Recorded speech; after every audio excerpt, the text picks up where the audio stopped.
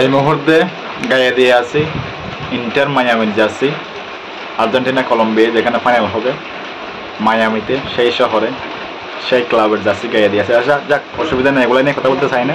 কথা বলতে চাই আজকে আবার ইউরোর ফাইনাল আছে, ইংল্যান্ড বনাম স্পেন। সেই সেই সেই লামিন ইয়ামাল বিস্ময় বালক।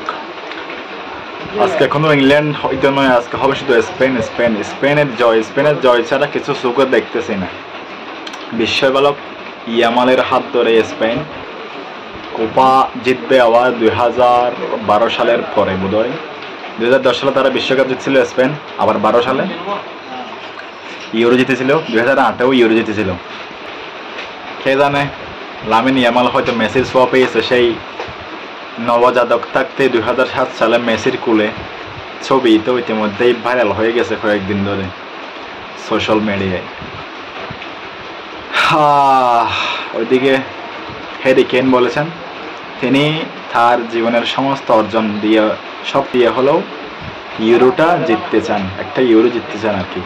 আজকে সেই সুবর্ণ সুযোগ, ইংল্যান্ড স্পেন কিন্তু দারুণ এক লড়াই হতে চলেছে।